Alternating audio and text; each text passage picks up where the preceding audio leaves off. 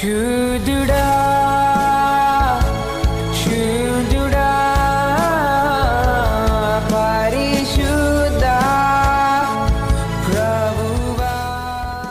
Praise the lord. దేవుని నామానికి మహిమ కలుగును గాక. Welcome to live with God.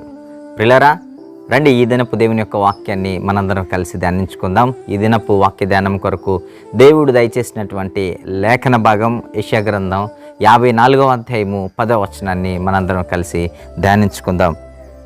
పర్వతములు తొలగిపోయినను, మెట్టలు తత్తరిల్లనను, నా కృప నిన్ను విడిచిపోదు. ఆమేన్. దేవుని నామానికి మహిమ కలుగును గాక. నిజంగా దేవుడు ఓ గొప్ప మాటను ఈ దినము మన మధ్యలోనికి తీసుకొని వచ్చాడు. దేవుడు మాట్లాడుతున్నాడు. పర్వతములు తత్తరిల్లెనను, ఇదిగో పర్వతములు తొలగిపోయినను, మెట్టలు తత్తరిల్లెనను, ఇదిగో నా కృప నిన్ను విడిచిపోదు అని దేవుడు మాట్లాడుతున్నాడు. నిజంగా దేవుడు ఎంత కృపామయుడు, ఎంత కరుణామయుడు. మనం చేసిన ఏ పాపాన్ని ఆయన లెక్కించక, మనం చేసినటువంటి ఏ పాపాన్ని ఆయన పరిగణించక, దేవుడు ప్రతి పాపాన్ని కడుగుచు, మన ప్రతి పాపాన్ని ఆయన క్షమించుచు, ఆయన పరలోక రాజ్యానికి మనలను సిద్ధపరచడానికి యేసుక్రీస్తు ప్రభువును మనకు రక్షకునిగా ఆయన పంపించాడు. యేసుక్రీస్తు ప్రభువారు ఆయన రక్తముతో మనలను కడిగి, ఆయన రక్తముతో మన పాపములను శుద్ధి చేసి, పరిశుద్ధులుగా పవిత్రులుగా మనలను చేసి, ఇదిగో ఆయన కృప చొప్పున ఇదిగో బ్రతకడానికి అర్హత లేని మనలను పరిశుద్ధులుగా ఆయన మార్చి పరలోక రాజ్యానికి వారసులుగా ఆయన చేశాడు. ఆయన ఎంత గొప్పవాడు కదా.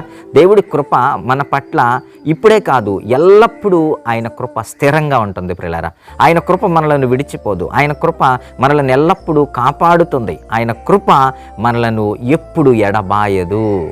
ఉదాహరణకు మనం చూసుకున్నట్లయితే, యోనాని దేవుడు నినివేకి వెళ్ళమన్నాడు. ఎందుకు? నినివే ప్రజల జీవితం పాడైపోయింది. నినివే ప్రజల జీవితం నాశనం అయిపోయింది. నినివే ప్రజలు పాపములో కూరుకుపోతున్నప్పుడు దేవుడు నినివే ప్రాంతాన్ని నాశనం చేయాలి అనుకున్నాడు. అందుకే యోనా, నువ్వు నినివేకి వెళ్ళిపోవాలి. నినివేకి వెళ్ళిపోయి అక్కడ ఉన్న వారికి నువ్వు సువార్త ప్రకటించాలి. ఇక మీరు బ్రతకరు, మీరు దేవుని యొక్క భయంకరమైన ఉగ్రత పాలవబోతున్నారు గనుక మీరు మారండి అని నినివే పట్టణానికి నువ్వు ప్రకటించాలి అని అంటే, యోనా ఏం చేస్తాడో తెలుసా? నినివేకి వెళ్లకుండా తార్షీస్కి వెళ్ళిపోతాడు. దేవుడు మరలా యోనాను గద్దించి, యోనాకు బుద్ధి చెప్పి, తిరిగి మరలా నినివేకి యోనాను తీసుకుని వస్తాడు. యోనా నినివేలో స్వార్థ ప్రకటించిన తర్వాత అనేకులు మారుతారు. నినివే పట్టణం రక్షింపబడుతుంది. అప్పుడు యోనా ఏమంటాడో తెలుసా? యోనా ఏమంటాడు అనంటే, ప్రభువా, నేను ఎందుకు వెళ్ళిపోయానో తెలుసా? నీ మాటను ధిక్కరించి కాదు, నాకు తెలుసు నువ్వు ఎలాగైనా నీ పిల్లలను రక్షించుకుంటావని నాకు తెలుసు. అందుకే ఈయన పిల్లలను రక్షించుకుంటాడు. నా దేవుడు ఎలాగైనా ఆయన బిడ్డలను రక్షించుకుంటాడు. నేను వెళ్ళినా వెళ్ళకపోయినా ఆయన ఎలాగైనా రక్షించుకుంటాడు. ఎందుకంటే ఆయన కృపామయుడు, ఆయన కరుణామయుడు. కాబట్టి నేను వెళ్ళాల్సిన అవసరత లేదనుకొని నేను అటు వెళ్ళాను. నాకు తెలుసు నువ్వు ఎలాగైనా నీవు నీ బిడ్డలను రక్షించుకుంటావని నాకు తెలుసు అంటాడు యోనా. యోనాకి ఏమర్థమైంది? దేవుడు కరుణామయుడు, ఆయన కృపామయుడు అని యోనాకు అర్థమైంది. ఎప్పుడు ఆయన తన బిడ్డలను ఎడబాయుడు, ఎప్పుడు ఆయన తన బిడ్డలను కృప చూపకుండా వదిలిపెట్టడని యోనా గారికి అర్థమైంది ప్రియులారా. అలాగే మన జీవితంలో కూడా దేవుడు ఎప్పుడు మనలను ఎడబాయుడు. మనం చేసిన పాపములను బట్టి ఇదిగో ఆయన మనలను దూరంగా పెడతాడని మీరు అనుకుంటారేమో.